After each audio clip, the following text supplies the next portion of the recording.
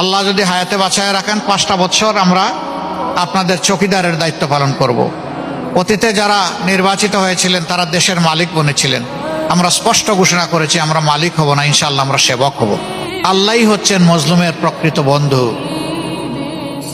আমরা শুধু আল্লাহকে বলতাম যে আল্লাহ এই জনপদ থেকে জালিমদেরকে তুমি হটিয়ে দাও, কিন্তু কল্পনাও তো করিনি আল্লাহ তাআলা এরকম একটা সমাধান দেবেন। আলহামদুলিল্লাহ আমরা সেজদায় পড়েছি। 5 তারিখ আমরা উল্লাস করি নাই, মিছিল করি নাই, স্লোগান দেই নাই।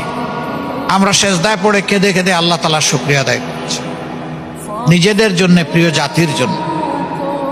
আল্লাহ তাআলা প্রিয় জাতিকে সেইভাবেই নাজাত দিয়েছেন। ও আমার মায়েরা, ও আমার বোনেরা, ও আমার ভাইয়েরা, আমাদের কঠিন কষ্টের সময় এই যে আপনারা আমাদেরকে আশ্রয় দিলেন, তার তো কোনো বিনিময় আমরা দিতে পারবো না। এই জগতে আমাদের কাছে তো কোনো প্রতিদান নেই। আমরা শুধু গভীর শ্রদ্ধা ভরে আজীবন আপনাদের কাছে কৃতজ্ঞ থাকব, আর আল্লাহ তাআলার কাছে দোয়া করব আল্লাহ যেন দুনিয়া আখিরাতে আপনাদের মর্যাদা বাড়িয়ে দিন।